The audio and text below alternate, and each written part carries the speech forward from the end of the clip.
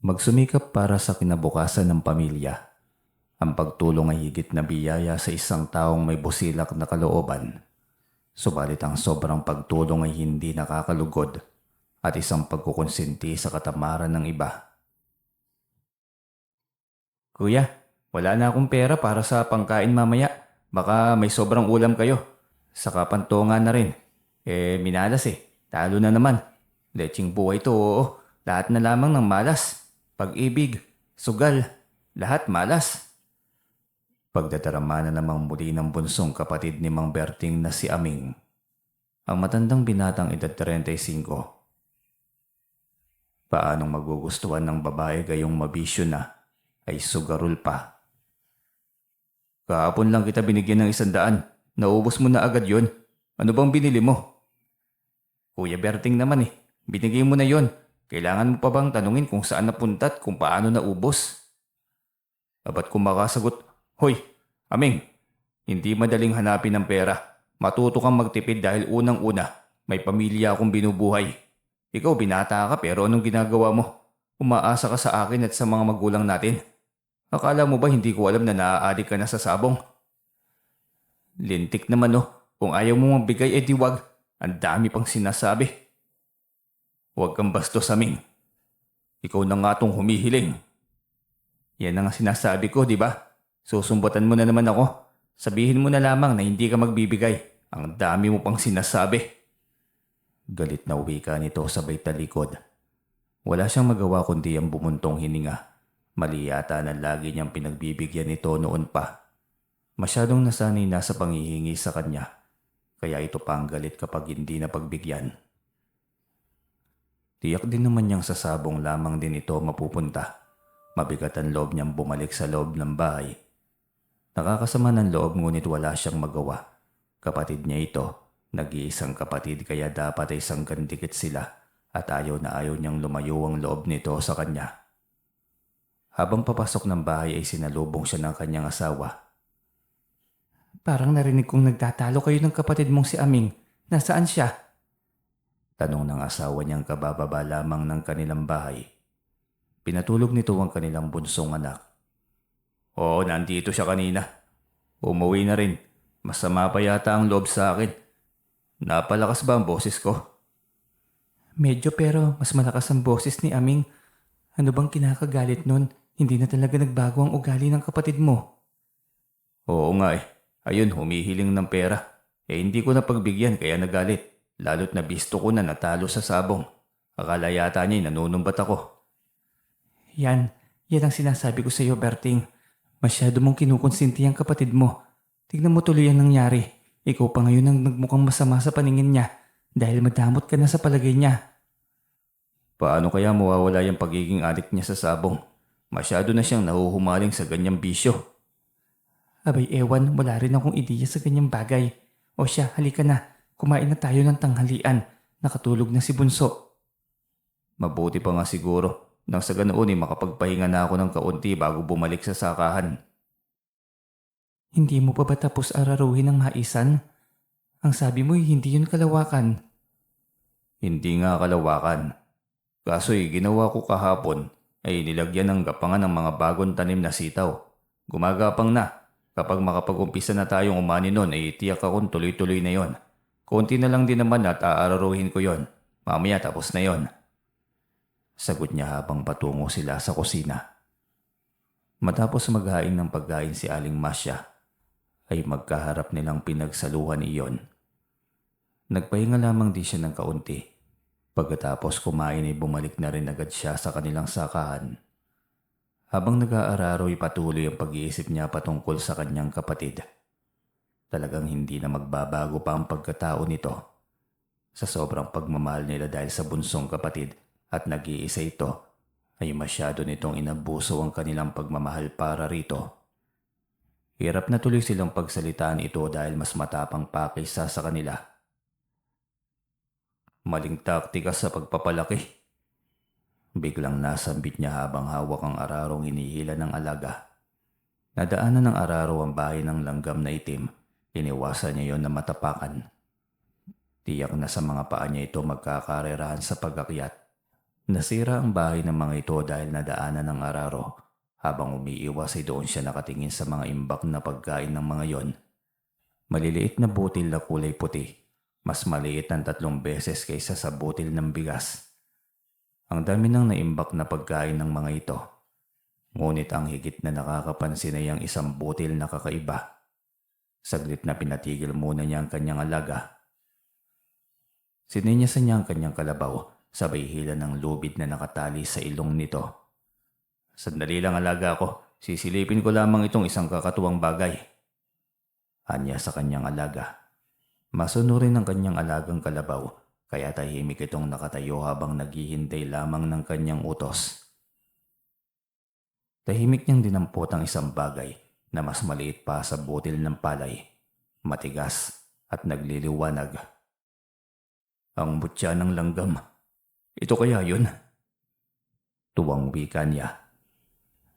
Sa haba ng panahong nangarap siya na magkaroon ng mutya, hindi niya akalain na sa pagkakataong yun ay makakakuha siya nang hindi na naiisip pa. Binata pa niya pinapangarap ang ganong bagay, ang magkaroon ng anting-anting o mutyaman na siya mismo ang makakakuha mula sa kalikasan. Hindi lamang pamana galing sa ama niyang albularyo. Nahalina siya sa kwento ng kanyang tatay. Ang tungkol sa buhay ng ibang may tangan ng mutya, pambihirang pagpapala ang nararanasan ng mga ito. Mabilis na gumagaan ang buhay, hindi may paliwanag ang bilis ng paggaan ng kanilang mga buhay. Ngunit patid niyang lahat ng kilala niyang may tangan ng mutya ay tahimik, walang taglay na kayabangan sa sarili, higit sa lahat ay matulungin. Yung taglay na anting-anting ng kanyang may isang misyon. Yun ay yung pagiging manggagamot at balang araw ay hindi siya sigurado kung siya nga ba ang magmamana ng pagiging albularyo ng kanyang ama. Malawak ang kanyang ngiti habang iniisip ang bagay na kanyang hawak, ngunit hindi niya inaasahan ang biglang pagkati ng ilong. Diretso pa sa pagbahing. Tumila po ng nagliliwanag na gabutil at sobrang liit na bagay na kanini nasa kanyang palad. Nagulat siya at huli na nang mapagtanto na dapat ay isinarado niya ang kanyang palad. "Kainaman naman, nasaan na ba yun?" Tarantang tanong pa niya. Paikot-ikot siya sa kanyang kinatatayuan ngunit wala na. Hindi na niya nakitang muli ang bagay na yon. Ang mutya na sana'y magbibigay ng swerte sa kanya. Hindi may paliwanag ang bigat ng kanyang kalooban. Pagsisisi ang unang nasa loob niya dahil sa kapabayaan. Ang daming sana. Sana'y nilunok niya na lamang. Sana'y isinarado ang palad. Sana'y kinuyom ang mga kamao. Sana ngunit hindi niya nagawa. Dahil nga sinong mag-aakala na mangyayari ang bagay na hindi niya inaasahan, kahit sino, na pagdaanan ng pagsisisi, subalit hindi niya kontrolado ang mga sumunod na pangyayari. Gumawa na ang kalabaw kaya nakatawag ito ng kanyang pansin na kanina pang nakatunganga habang naghihintay sa kanya. Oo na, tugon niya sabay hawak ng araro. Suminyas na siya dito nang mahawakan na ang hawakan ng araro. Mabigat pa rin ang kanyang loob, ngunit pilit na lamang niyang kinalimutan. Nagmamadali siyang tinapos ang naiwang lupang hindi pa nabungkal ng araro. Makalipas ang higit 2 oras, ay natapos rin niya sa wakas. Kakalasin na sana niya ang araro nang may mapansing bagay na nakapatong dito. Nasa gitnang bahagi ng araro nakapatong yon. "Teka, ito yung mutya ah." Sambit niya taga ditong kinuwat maingat na nilinis. "Ayos. Kapag pala para sa'yo talagang nakalaan na sa'yo. Itong bagay na ito ay para sa akin. Ang mutyang ito ay kaloob sa akin ng langit." Anya sa kanyang sarili. Nilagay niya yon sa kanyang bibig. Nilunok, kakaibang gaan sa kanyang pakiramdam matapos gawin yon. Ang buong araw sa pag-aararo ay tila hindi na niya iniinda. Parang bagong gising lamang siya na kondisyon pa rin ng katawan. Mabisa nga, kakaibang hatid sa katawan. Malawak ang ngiti niya habang pauwi ng bahay, hila-hila ang alagang kalabaw. Dati kapag umuwi lagi siyang nakasakay sa kanyang kalabaw dahil ramdam niya ang pagod sa paglalakad. Lalo pat 2 kilometro pa ang layo ng kanilang sakahan sa kanilang baryo. Nag-aagaw na ang dilim at liwanag ngunit may nakasalubong pa rin siya. Matanda na papunta sa kabukiran. Masyadong delikado para sa katulad nitong matanda na. Lolo, saan ka po pupunta lolo? Paggabi na, delikado at sa gubat. Mamaya maipit ka pa sa mga sagupaan ng sundalo at mga rebelde. Alam mo naman ang panahon ngayon. Kaliwat ka ng ambush. Wala nang katahimikan pa. Ay nako, ayos lang. Nasanay na ako sa mga bakbakan simula't kabataan ko. Panahon pa ng Kastila. Hanggang noon sa panahon ng Hapon, puro nakaguluhan. Ganito talaga ang mundo. Walang kapayapaan. Saan ka pa ba umuwi lolo? Ihahatid na lang kita. Sumakay ka sa kalabaw ko upang maihatid ka at hindi mahirapan. Ay talagang napakabuti ng iyong puso. Hindi nagkamaling mapa sa iyo ang isang napakahalagang bagay na likha ng kalikasan. Napakaswerte mo. Ikaw ang magdadala ng kasaganaan sa buo mong pamilya. Ikaw ang swerte sa iyong buong angkan. Ano pong ibig niyo sabihin, lolo? Ano bang pangalan ninyo? Saan ho kayo nakatira? Ihahatid ko na kayo. Siguro nag-uulyanin na kayo, lolo. Ituro mo sa akin ang daan at ihahatid kita. Anyang ngunit tumawa lamang ito.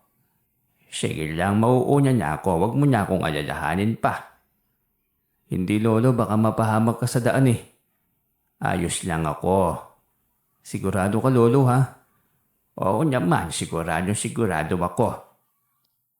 Wala na siyang magawa pa kundi ang sundan na lamang ito ng tingin habang papalayo. Pagkisap niya ng kanyang mga matay biglang nawala sa paningin niya ang matanda. Pakurap-kurap siya ng kanyang mga mata. Halos ilang beses niya yung ginawa. Wala na talaga ang matanda. Bigla na lamang itong naglaho at ilang metro pa lamang naman ang layo nito mula sa kanyang kinatatayuan. Namamalikmat na ba ako? Malinaw kong kausap yung matanda kanina. Hindi yun panaginip lang. Malinaw. Malinaw na malinaw. Pero nasaan na? Naingkanto yata ako ah. Nagugulo ang tanong niya sa kanyang sarili. Nagpatuloy na lamang siya sa kanyang paglalakad. Habang pauwi ay magulo ang kanyang isipan. Hindi pa rin mawaglit maging ang mukha ng matanda. Ang puti nitong buhok, ang kulay itim nitong tungkod. Ang maputi ngunit kulubot nitong mga balat. At ang mga mata nitong parang mga mata ng isang Kastila. Hindi yun guni-guni lamang. Tunay niyang kaharap at kausap ang matanda. Dahil sa magulong pag-iisip ay hindi niya namalayan na naroon na siya sa kanilang bakuran. Mula sa likod ng bahay kung saan niya itinatali ang kanyang alagang kalabaw ay malinaw niyang naririnig ang boses ng kanyang mga magulang. Nagmadali agad siyang pumasok ng bahay. Matagal na rin na hindi siya nakadalo sa mga ito kaya masaya siya dahil ang mga ito na dumalo sa kanilang tahanan. Oh, eto pala si Berting eh. Bungad ng kanyang ama. Agad niyang nilapitan ang mga ito at nagmano.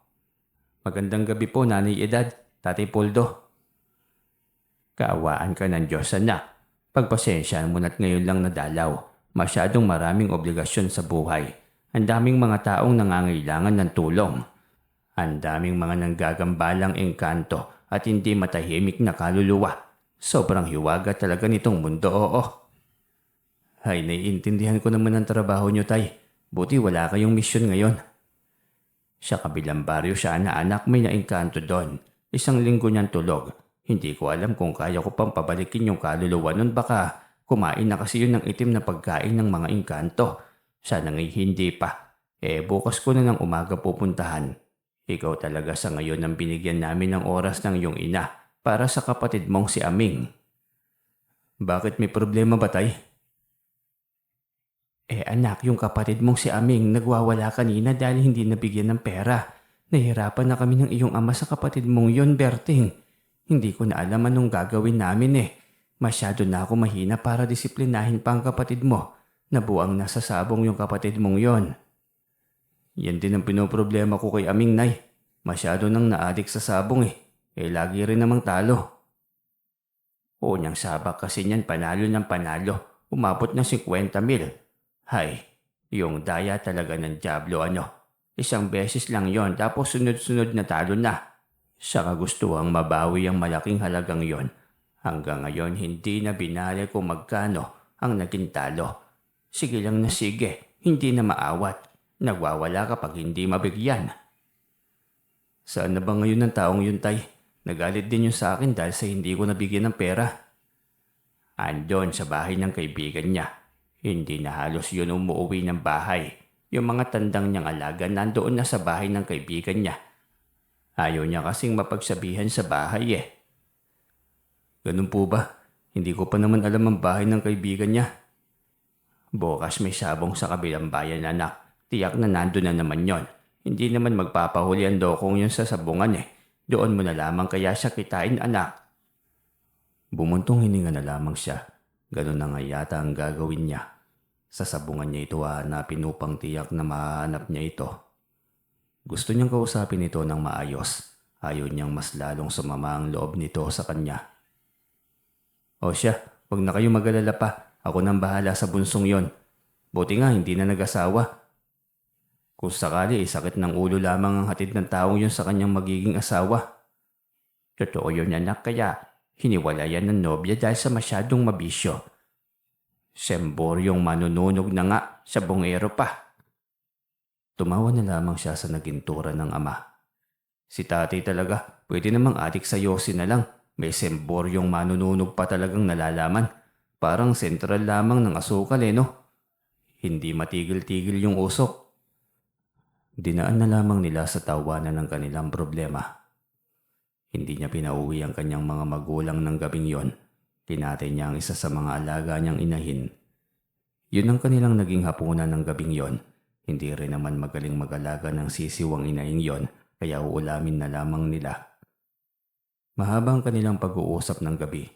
Kung ano-anong bagay, ngunit hindi niya nabanggit sa kanyang ama ang bertud na kanyang tangan. May sinabi lamang ito sa kanya. Iyon na yung pagpapamana niya balang araw ng pagiging manggagamot nito. Sabi na nga ba niya't sa kanya mapupunta ang pagiging albularyo. Nakahanda naman siyang tanggapin ng bagay na yon kung iyon ang magiging misyon niya sa mundo balang araw. Maluwag ang loob niya at handa siyang pumasa ng malaking responsibilidad sa mundo.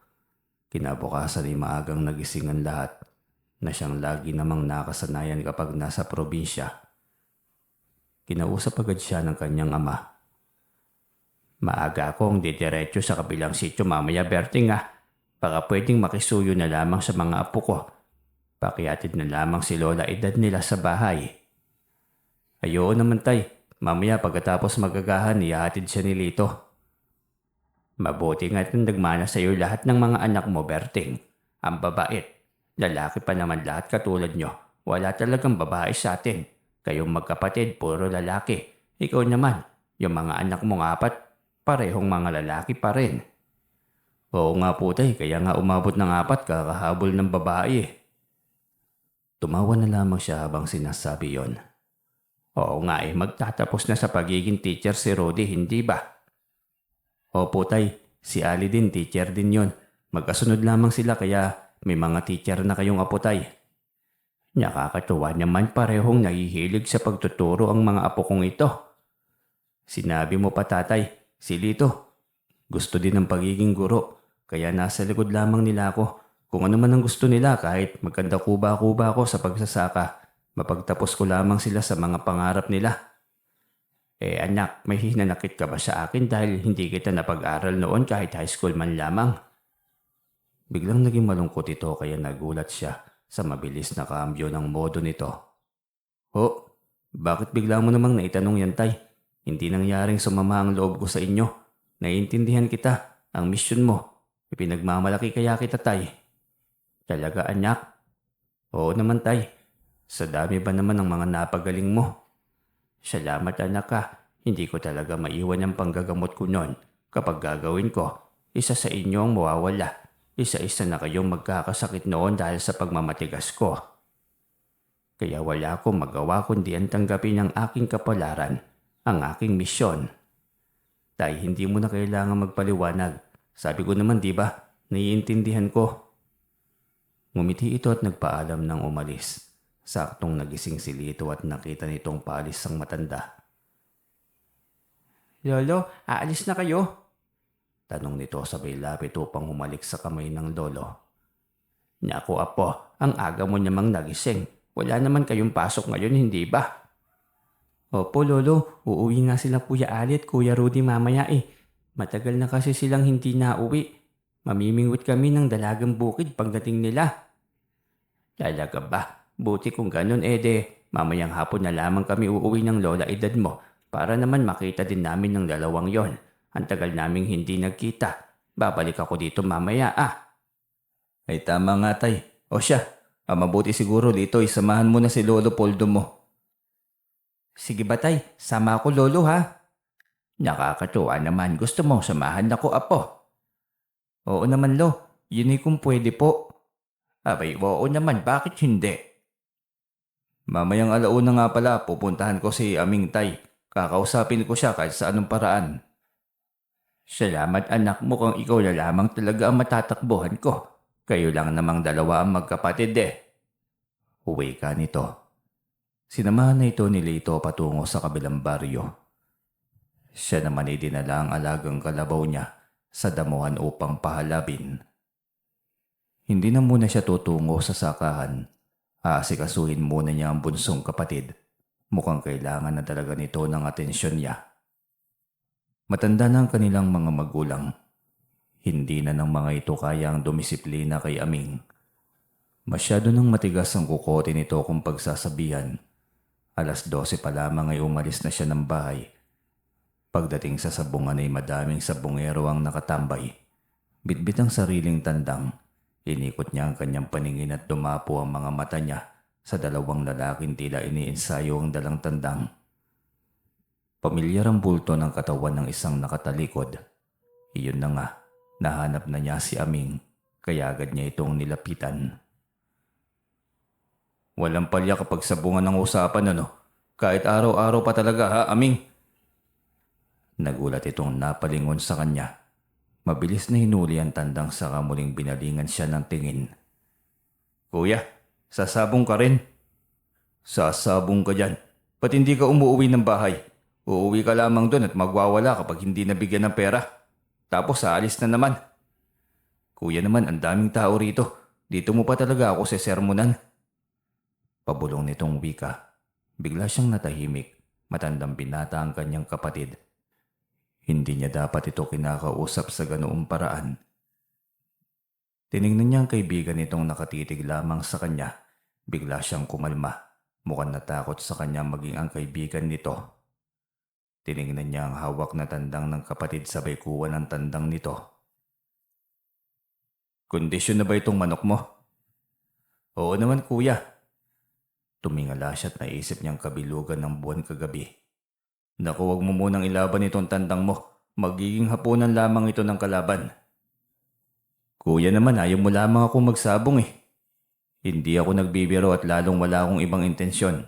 Kung gusto mong maging magaling na sabongero, marunong ka rin dapat sa ibang bagay. Pamahiin at kung ano pang mga nakasanayan sa pagdating sa sabong. Kapag maliwanag ang buwan, ang manok na may mataas na enerhiya ay ang katulad niyang tandang ng kaibigan mo. Ogis, dapat maliwanag ang kulay. Gaya niyan, kulay puti. Saka mo na ilaban itong kulay itim mong tandang kapag kadiliman ng buwan. Doon ka pumusta. Itinuro niya ang tandang ng kaibigan nito. Ilalaban ko rin to, kuya. Sagot naman ng kaibigan ni Aming. Akin na, pahiram ako ng tandang mo. Anya't mabilis itong tumayo at iniabot sa kanyang tandang. Kinuha niya yon, hinaplos at sinuklay-suklay ang balahibo. Pagkakuwa'y binuka ang bibig ng tandang at nilawayan, saka binitiwan ng tuka nito. Muling hinaplos ang katawan bago ibinalik sa binata. Ano yun kuya? Akala ko ba ayaw mo ng sabong dahil isang sugal at bisyo? Bakit mas marami ka pa yatang alam kaysa sa amin? Napagdaanan ko na ito noon. Kaya ako sinasabi sa iyong magtigil ka na dahil wala talagang magandang epekto sa buhay natin yan. Maaadik ka lamang diyang sa sabong na yan. Kuya, binata naman ako. Wala naman akong sinusustentuhang pamilya. Kaya ayos lamang.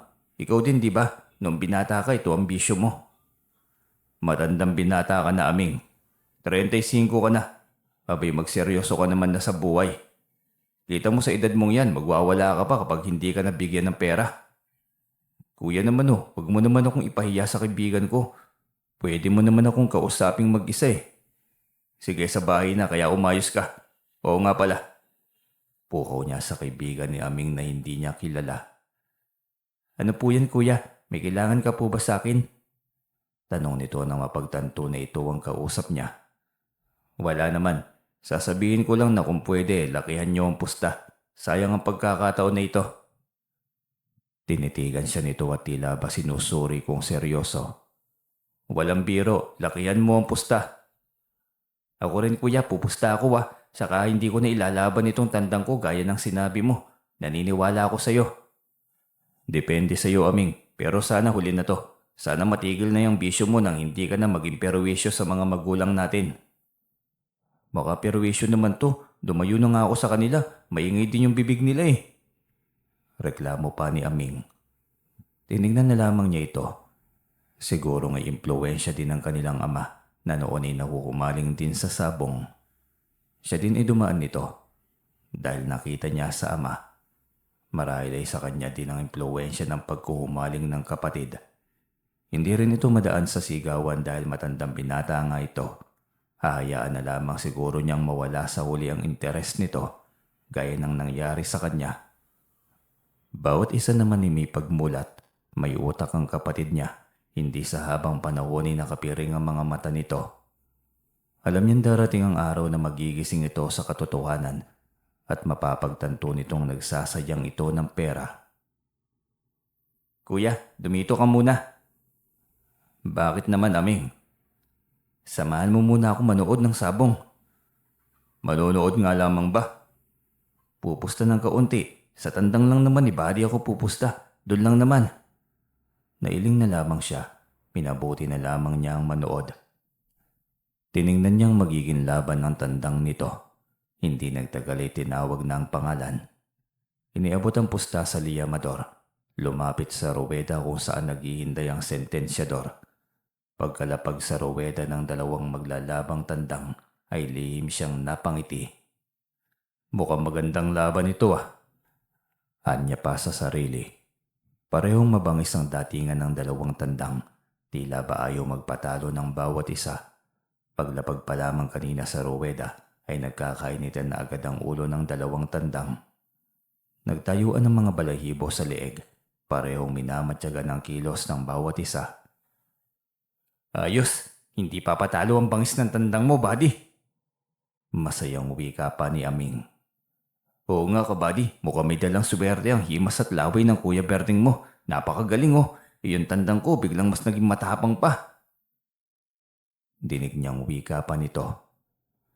Ay huwag kayong pakasiguro. Hari ng mga sabongero ang aking boss. Itong mga tandang na nilalaban niya. Kahit minsan ay hindi umurong sa laban. Marami nang naging bihag ito. Lalo na iyang nasa ruweda. Kaya humanday ang tandang niyo. Tiyak na magiging pulutan namin yan. Sambit pa ng kalabang kuba. Ay sus, walang hari ng mga sabongero, buddy. Panapanahon lang yan. At ang amo nyo, nako, mukhang malalaos na. Kita nyo itong tandang namin. Nako, kahit 5 pang ilaban dyan, hindi yan mapapagod Mabilis niyang nilapitan si Aming nang marinig ang pagyayabang nito. Hindi dapat ipinagyayabang ang ganoong bagay. Walang dapat ipagyabang. Maging tahimik lamang dapat ito habang nanonood. Matapos niya itong mabulungan ay bigla itong natahimik. Tiningnan na lamang ang naglalabang mga tandang. Napasigaw ito ng sobrang lakas nang makita kung paano bumaon ang tari ng kanilang tandang sa tandang ng sinabi kanina ng kuba na hari daw ng mga sabongero. Bagsak agad ang tandang ng kalaban. Kitang-kita niya ang pagdilim ng anyo ng lalaking kasing tangkad niya. Ito malamang ang sabi ng kuba na boss nito. Mataas din ang lalaki. Mas maskulino nga lamang ang kanyang katawan dahil sanay na sa mabibigat na gawain. Ang kaharap niya ay tiyan lamang ang malaki, halatang alaga sa kain. Madilim ang mukha nitong tinitigan si Aming at kinuha ang bihag na tandang nito. Mukhang hindi nito matanggap ang pagkatalo. Ang swerte naman ng mga kamay mo, kuya. Alam namin sa iyo galing ang swerteng yon. Nakangising wika ni Aming habang napalingon sa kanya. Nang tignan niyang muli ang kinaroroonan ng lalaki ay biglang nagtama ang kanilang mga mata. Sa kanya ito nakatingin at hindi siya bumitiw. Panliliitan pa sana niya ito ng mga mata Kaso'y sumuko na ito. Yumuko at tumalikod. Sumalimpopot sa karamihan. Lihim siyang napangiti sa sarili. Bakit nga ba niya nagawa yon? Hindi. Gumanti lang naman siya ng titig. Hindi rin siya naghahanap ng gulo. Hinintay niya ang kapatid at kasama nito. Tuwang-tuwa mga itong lumapit. Bitbit ang tandang, ang bihag at ang malaking panalo. Ang galing mo pala kuya sa sabong, bakit hindi mo ipinagpatuloy? Mayaman ka na sana pala ngayon. Tanong ni Aming habang naglalakad sila pa uwi. Anong magaling, nataon lamang yon. Saka hindi ka yayaman kung wala kang tangan na bertod yan. Sa katulad niyong ordinaryo lamang at walang lihim na karunungan, wag na kayong maging adik sa sabong. Si kuya ang daming sinabi. Anong nataon? Hindi ako naniniwala. Ikaw talaga nagdala ng swerte. Ikaw ang nagpanalo sa tandang ni Buddy. Kung magsalita ito, baka marinig ng iba at isipin na totoo. Totoo naman talaga kuya eh. Hindi totoo Aming, ano ka ba? Nahihibang ka na sa pagsasabong. Kung ano-ano na lamang ang sinasabi mo. Kuya, hindi ako nahihibang lang. Ramdam ko ang bagay na yon. Hay, bahala ka na nga kung anong iisipin mo dyan. Hindi na siya nakipagbangayan dito. Ang dami ng pagkakataon na natalo siya noon. Kaya hindi siya magaling sa sabong. At tiyak niya yon. Pero ngayon ay tiyak niya dahil sa mutya ng langgam na ibahagi niya yon sa tandang sa pamamagitan ng laway. Ngunit hindi niya pwedeng sabihin yon. Pagdating sa kanilang bahay ay wala na roon ang kanyang inay. Naihatid na ito ng anak niyang si Lito. Ang binatilyo at ang pangatlo niyang anak. Kasabay si Lolo Poldo ang kanyang amang albularyo. Tay, mano po? Ang kanyang panganay na si Rudy. Mano rin po itay, ginabi na po kayo ah. Segunda naman ni Ali na pangalawang anak niya. Ay, kaawaan kayo ng Diyos sa mga anak. Ang nanay niyo nasaan? Grabe naman, si nanay agad ang hinanap niyo kami itong bagong dating. Hindi, baka kasi magalit ginabi na ako ng dating. Mismo tay. Akala nga nun naglasing ka na, kaya puntahan mo na sa loob ng kwarto nyo bago pa yun magwala. Nakangising wika ni Ali. Nayari na, sandali nga at mapuntahan ng inay nyo. Maingat siyang pumasok ng kanilang kwarto, ngunit nadatnan niyang tulog ang asawa, katabi ang 10 taong bunso. Napagtanto niyang pinagtripan siya ng anak kaya nilabas niya ang mga ito. Pambihira, niloloko niyo naman ako Akala ko naman talaga sasalubungin na ako ng sermon. Tinawanan lamang siya ng mga yon. Pagod lang ang nanay tay, ang daming labahin kanina, ang tinapos niya, kaya nagpaalam siyang mauuna na raw na matulog. Sambit ni Ali. Sabay silang tatlo na naghapunan, na pag-usapan ng tungkol sa pag-aaral ng mga ito. Parehong nangunguna sa klase kaya hindi sayang ang pagod at paghihirap niya sa bukid. Basta mga anak, magpursige lamang kayo sa magandang bukas nyo sa huli. Habang binabago ng panahon ng kapaligiran, alam kong masikip ang inyong katalinuhan at pagsusumikap sa buhay upang makasabay kung paano umunlad ang mundo. Naku, tama ka po tay, kaya sobrang swerte namin na ikaw ang aming ama. Nakasuporta lamang lagi sa amin sa lahat ng bagay. Salamat po tatay, hindi namin sasayangin ang magandang oportunidad na binigay niyo sa amin. Sambit ni Rudy. Ngumiti siya at nagpasalamat din dahil nagkaroon siya ng mga anak na matatalino at mababait pa. Iyon pa lamang ay masasabi na niya sa kanyang sarili na mabuting ama siya at napalaki niya ng tama ang kanyang mga anak. Kinabukasan ng hapon, araw ng linggo, laglag balikat habang papalapit sa kanilang bahay ang bunso niyang kapatid na si Aming. Ano tambigat naman ang balikat mo kung titignan ka? Umayos ka nga, Aming. Kuya, natalo yung tandang ni Buddy. Mukhang ikaw talagang dahilan kung bakit nanalo ang tandang kuya. Sabihin mo naman ng iba pang mga sikreto. Ang sabi mo kapag maliwanag ang buwan panalo ang puting tandang. Bakit natalo? Kalaban pa rin naman namin ang tandang ni Mang Onyok, ang hari ng mga sabungero. Hari ng sabungero ka dyan. Sabihin mo, hari ng pandaraya. Tiyak ako madaya ang taong yon. Kung sino pa itong galit kapag natalo, siya pa itong mandaraya. Tiyak na nadaya ang tandang ninyo. Paano naman madadaya yun kuya? Talagang talo ang tandang ni Buddy. Hindi masyadong makalipad Noong mamatay nga Nagkukulay lilang leeg at mga paa. Yun lang malaking pruweba na ng pandaraya. Hindi nyo sinilip ang ilalim ng pakpak o mga ilalim ng paa. Ibinaon malamang doon ang kakuntsaba niyang mananari ang karayom. Hindi mo agad mararamdaman yan habang hawak ang tandang. Sa kalagitnaan ng laban, doon na unti-unting manghihinang yung tandang. Kasi masakit na ang buong katawan niyan dahil sa karayom. Kaya sigurado hindi na nakalipad ng masyado. Posible yun, kuya. Nakatingin naman kami habang kinakabit ng mananari ang tari sa aming tandang eh. Sus, mabilis ang kamay ng mga yan. Nakaipit sa gitna ng daliri ang mga karayom. Hindi mo talaga mapapansin ang pagtusok ng karayom. Kung mahina ka at walang alam. Naging kampante lang kasi kayo. Hay, kulang pa talaga kayo sa kaalaman patungkol sa mga dayaan ng sabungan. Kaya nga sana samahan mo kami bukas, kuya. Huling araw na ng piyesta. Isasabong ko sana itong tandang ko. Narinig yun ng dalawang anak niyang si Ali at Rudy. Agad ang mga itong lumapit para makisali sa usapan. Sama kami, Tiyo Aming. Narinig namin yun, ha? Uy, andito pala yung gwapo kong pamangkin, oh. Kahapon pa po, Tiyo. Ganoon ba, Ali? Hapon na ang sabong bukas. Luluwas na malamang kayo. Hindi pa, Tiyo. 2 linggong walang pasok kaya sasamahan muna namin ang tatay sa sakahan. Talaga ba? Mabuting mga anak, ayos yan. Pero ang tanong, payag naman kaya ang tatay at nanay niyong sumama kayo sa sabungan? Agad tinignan ni Rudy at Ali ang ama. Sige na tay, manonood lang naman, hindi naman kami pupusta eh. Libangan lang naman yun. Hikayat ni Rudy.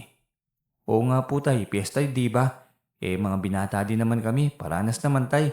Ngayon lang, hindi naman na mauulit kasi huling araw din naman to eh. Kayong dalawa talaga. Para namang hinihigpitan ko kayo. Malalaki na kayo at alam nyo na kung paano magdesisyon para sa inyong mga sarili. Talaga po tatay. Nako, narinig mo yun kuya. Tiyo Aming, maaari kaming sumama bukas. Dalhin mo ang iyong tandang bukas, Aming. Pero mangako kang titigil na sa bisyo kapag nanalo ang tandang mo. Ayos na yung paminsan-minsan, hindi yung araw-araw lamang. Kung saan may piyesta at sabong, nandun ka rin. Pangako kuya, huling araw na ito, hindi na talaga pupunta ng sabong. Lalo na kung hindi ka kasama. Dinali mo pa ako.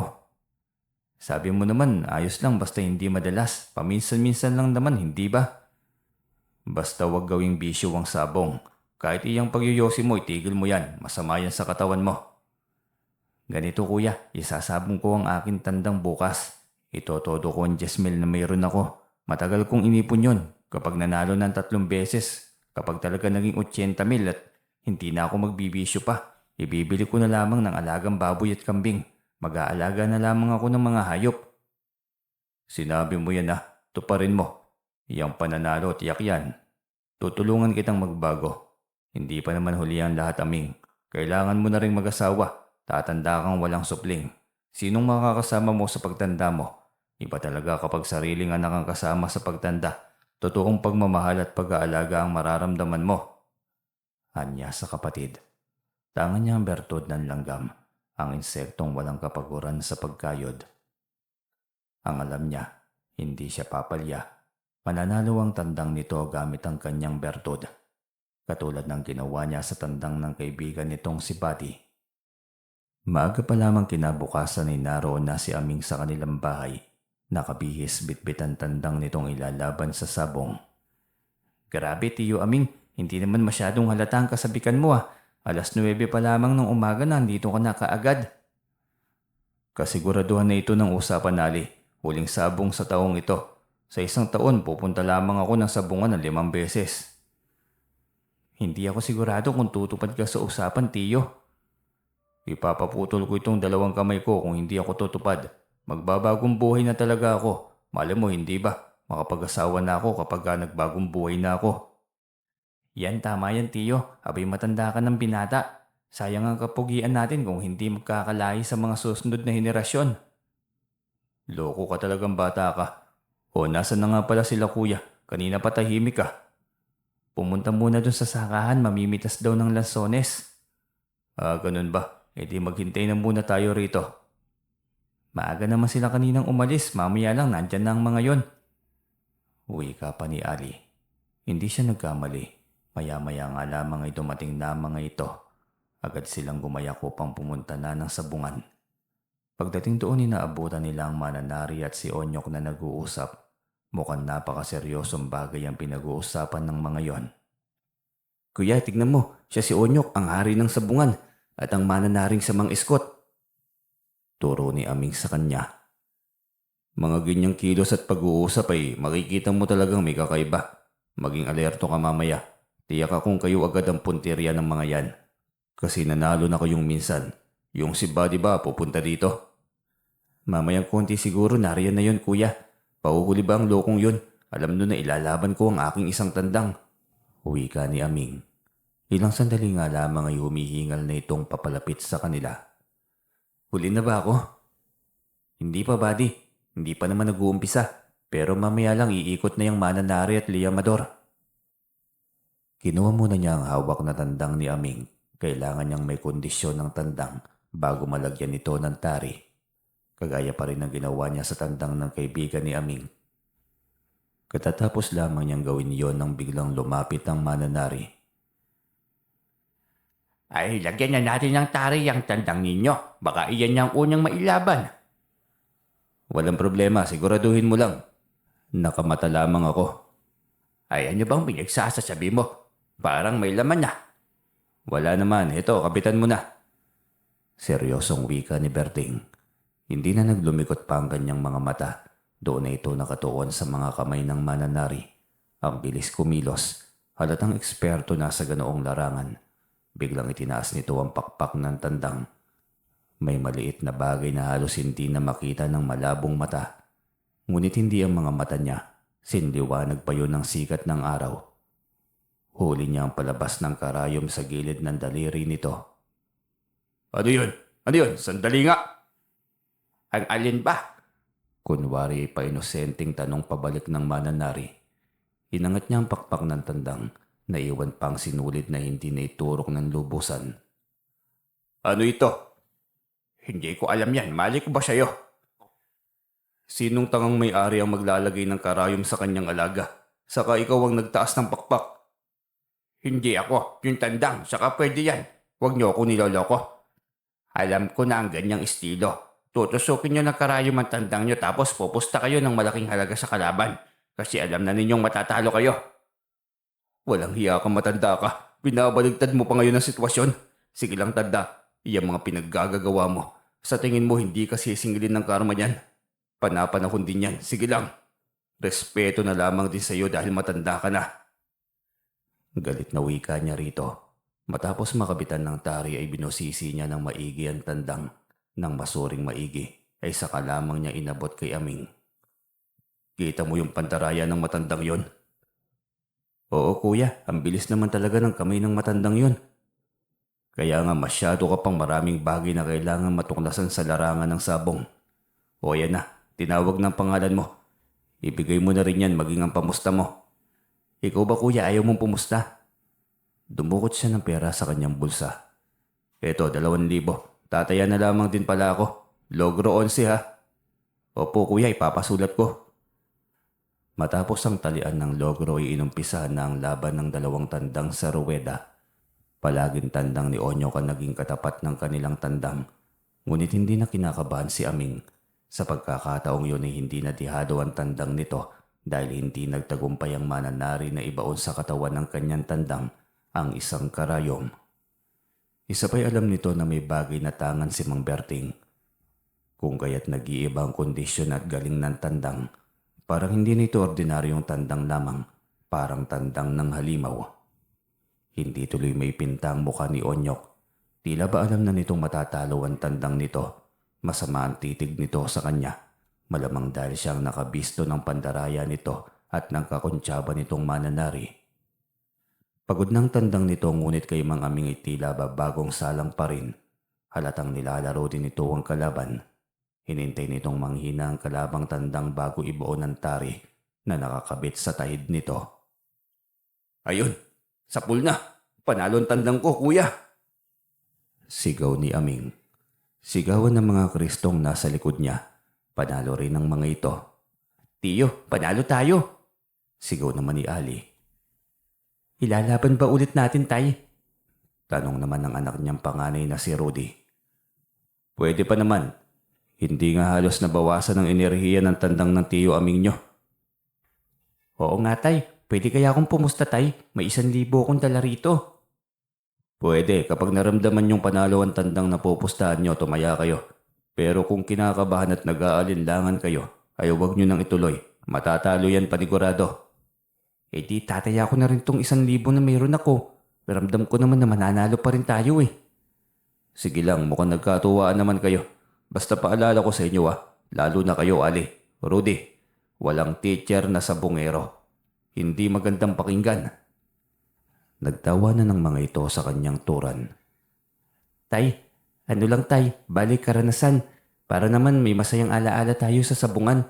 Hindi kami mahihilig sa ganito, Tay, pangako yan. Sagot naman ni Rudy.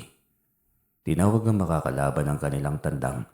Nagulat sila dahil tauhan yun ni Onyok, ang kubang minsan na rin nilang nakasalamuha. Hay, tiyak akong kay Onyok pa rin yung tandang na yan. Tauhan pa rin niya yun, oh. Tama ka, buddy. Kay Onyok pa rin yan. Siya lang naman ang maraming baon lagi na tandang dito, eh. Mukhang gusto pang bumawi, buddy. Itodo nyo na ang pera nyo, aming. Wala kang pagsisisiyan. Ang 20 mil mo, magiging 40 na yan. Suwestyon ni Berting. Hindi niya yun gagawin kung hindi siya nakakasigurado. Mayamang sabungero ang kanyang kalaban, kaya tiyak na malaki ang logro nito. Marami ring mga naroon.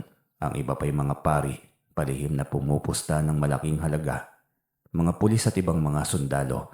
Talagang kahit anong uri ng propesyon ng mga kalalakihan, nawiwili at nahuhumaling rin sa larong sabong. Nang may sarado na ang logrohan ay muling isinalang sa ruweda ang tandang ni Aming. Sobrang galing nitong makipaglaro. Pinapagod ang kalaban. Ngunit ito, tila ibang nilalang na hindi napapagod. Anong uri ng nilalang naman yan at tila ba hindi naman lang napapagod? Parang alaga yan ng engkanto eh. Oo nga. Napansin mo rin ba? Hindi napapagod yung tandang. Pinaglalaroan lamang niya yung kanyang kalaban. Usapan ng mga sabungero. Lihim siyang napangiti habang nakikinig sa mga puna ng mga yon. Gayunpaman, lihim rin ang mga itong natutuwa sa tandang ni Aming. Patuloy itong nagpapakitang gilas, parang manok ng engkanto, walang kapaguran. Katulad ng sa mga langgam. Laging naglalakbay para maghanap ng pagkain. Hindi napapagod. Tuloy-tuloy sa buong araw na paghahanap buhay. Muli ay bumagsak na naman ang kalaban at natamaan ito ng tari. 2 beses sa dibdib nito, nagukumiyaw na naman ang lahat ng mga subongerong nakilogro sa tandang ni Aming. Kuya, ang laki na ng panalo ko. Panalong muli ang tandang ko. Ako rin Tay, panalo ako. Walang pagsisisi. Panalo tayong lahat, yun ang sigurado. Panalo ang tandang ng tiyo Aming ninyo. Tay, may anting-anting ka ba na ginamit sa tandang na tiyo? Yung bibig mo anak, baka akalain ng iba'y may anting-anting talaga ako. Hindi imposible yon Berting. Anak ka ng albularyo. Kaya maaaring ang may tangan kang anting-anting. Biglang sabat naman ang isang matandang sabungero. Nagulat siya at natahimik. Hindi niya masagot ng diretso kaya ginawa na lamang niya yung biro. Hanggat nandyan pa ang tatay, hindi pa ako handang maging albularyo, lolo. Saka ako na yun naaralin. Tanging tugon na lamang niya. Malayong malayo sa topiko ng pagiging antingero. Hindi pa naman talaga. Bertudo mutya pa lamang ang kanyang tangan. Hindi iyon medalyon. Mas makapangyarihan at maraming dalang ganoong uri at matatawag na mataas na uri. Mayroon ang tatay Poldo niya. 2 yon.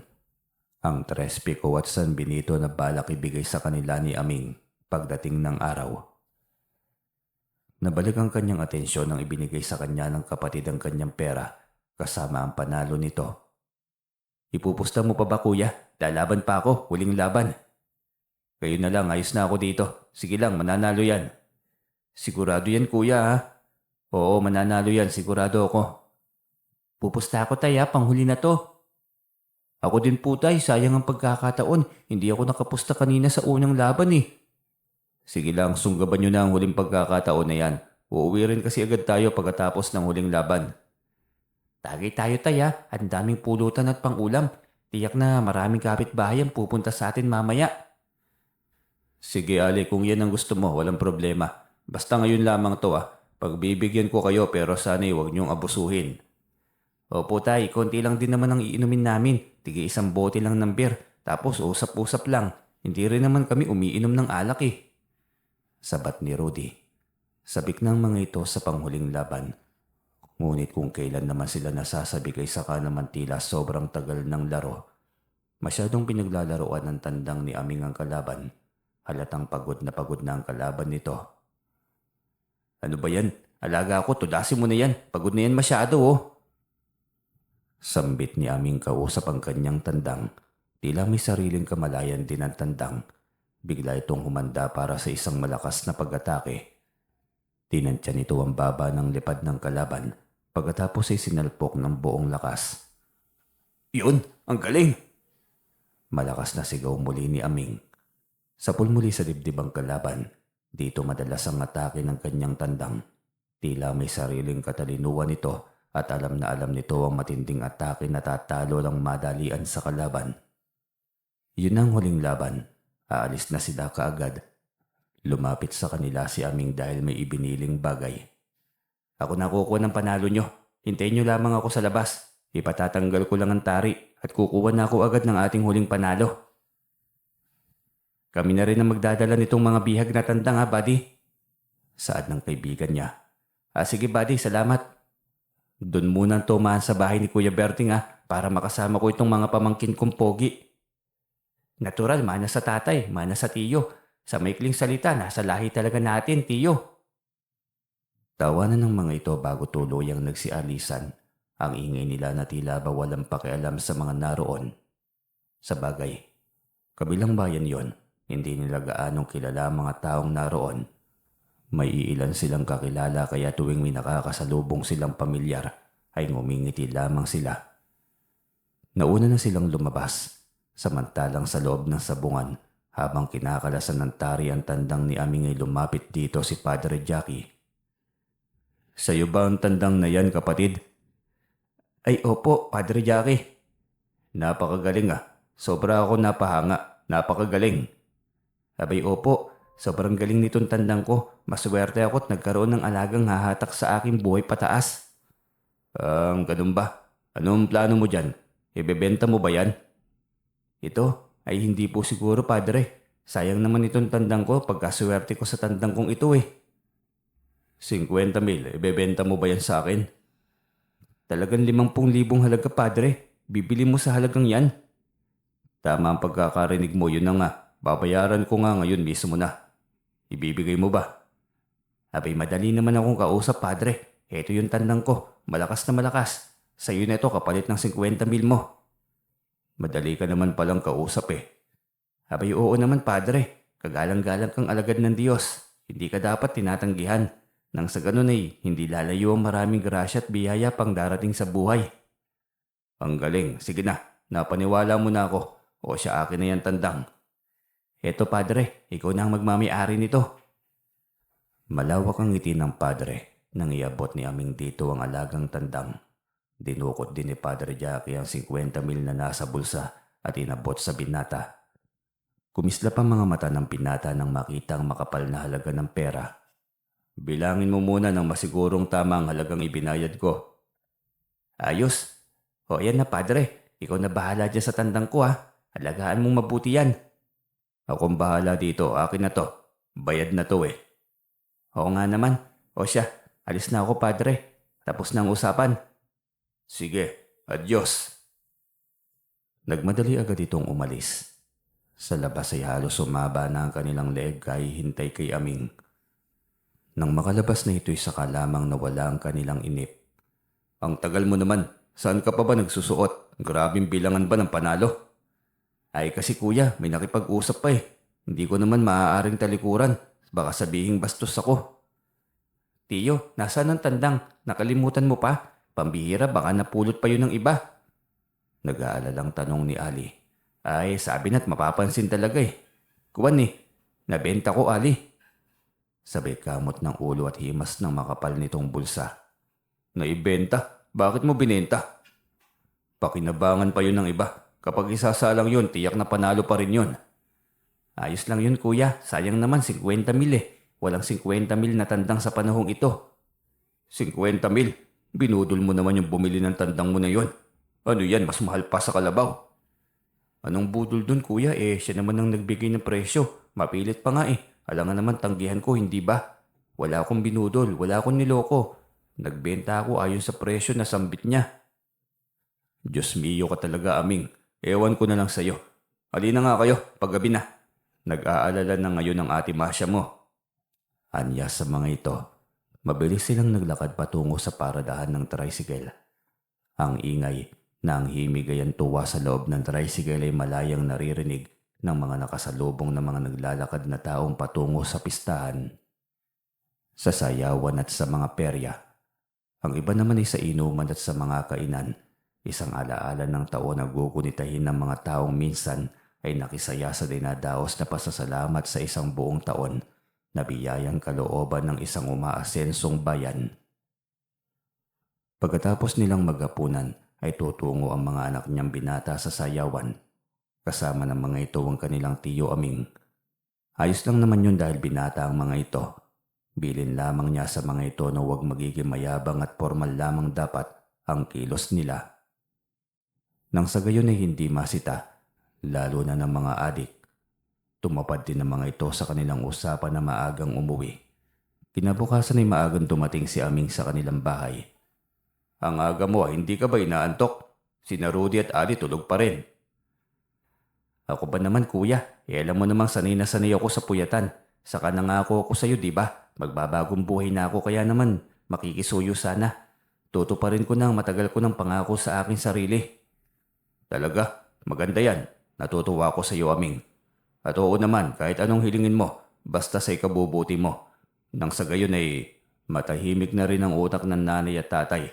Alam mo namang matanda na ang mga yon. Huwag na natin silang bigyan pa ng sakit ng ulo. Kaya nga kuya, sobrang haba ng pasensya niyo sa akin. Siyempre, sino pa bang iintindi sa'yo?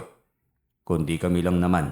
Naniniwala naman ako na darating ang araw na ito, Aming. O siya, anong gusto mo? Kuya magpapatulong sana akong gumawa ng bahay ng kambing at baboy. Saka mga manok. Gusto ko marami akong pag-aabalahan nang sa gayon mawala na sa utak ko ang bisyo. Yun lang naman pala mabuti yan. Tama ang desisyon mo, Aming. Walang problema sa akin. Saktong-sakto na dito ang mga pamangkin mo. 2 linggong walang pasok ang mga yan kaya pagtulungan natin nang sa ganon ay mabilis na matapos. Salamat sa suporta kuya. Naku Aming, kung alam mo lamang napakasaya ko ngayon. Saka mali ko naman baka babalikan ako ni Bekay kapag nakita niyang nagbago ng buhay ko. Wala pa bang ibang karelasyon yun? Wala pa kuya. Sabi niya sa akin nun, saka na ako lalapit sa kanya kapag wala na akong bisyo.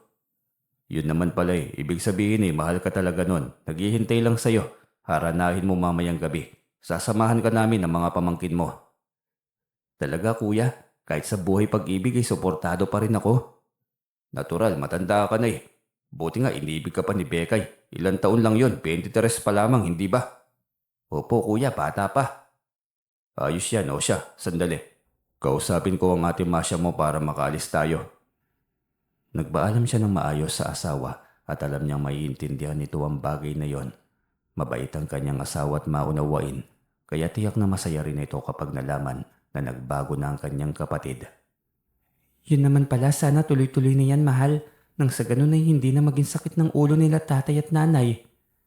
Totoo yan mahal, masaya nga ako at nagising na rin sa wakas ang matagal nang natutulog na utak niya. Pakisabihan na lamang ang mga bata mahal, sumunod doon sa bahay ng Lolo Poldo nila. Nang mabilis matapos ang gagawin naming mga bahay ng mga alagang hayop na gustong pag-aabalahan ni Aming. O siya, sige. Mamaya nga siguro gigisingin ko ang mga yan. Hindi pwedeng umiska po sa almusal. Siya, sige mahal, aalis na kami ha. Ikaw nang bahalang magpasunod sa mga bata ron. Paalam niya sa asawa. Habang naglalakad ay usapang magkapatid sila. Mga alaala ng kanilang mga kabataan, mga kalukuhan nila at mga iringan noong sila'y musmos pa lamang. Wala namang magkapatid na hindi dumaan sa iringan, sa awayan. Lahat ay pagdadaanan talaga dahil parte yan ng pagiging magkapatid. Makalipas ang 1 linggo ay tapos na rin sa wakas ang pinagtulungan nilang 5 na bahay ng mga alagang hayop ni Aming. Sa bahay ng kambing ay sila ni Lito at Ali ang magkatulong. Sa bahay naman ng baboy ay si Aming at ang panganay niyang si Rudy. At sa manok at itik ay pinagtulungan nilang lahat yon. Mga kahoy lang naman ang pinamutol nila sa kayerong bubong kaya mabilis na natapos. Samahan niyo rin ako kuya, ikaw ang mamili ng biik na aalagaan ko. Abay oo naman, walang problema. Ngayon din tayo aalis kuya. Pwede, depende sa'yo. Tapos naman na itong bahay nila eh. Anya't kumuha agad ito ng pera upang ibili ng 10 biik. Ito ang umpisa nito sa pag-aalaga ng baboy. Kalagitnaan ng kanilang paglalakad ng masalubong nila ang sasakyan ni Padre Jackie. Huli na nang mapansin nila at nakababa na ang 2 tauhan nito. Nagulat na lamang sila nang ibinaba ng padre ang bintana sa driver's seat nito. Sumama kayo na maayos nang sa ganon ay wala tayong malilikhang gulo. May 2 tauhan itong nakatutok ang baril sa kanila. Sandali lang naman.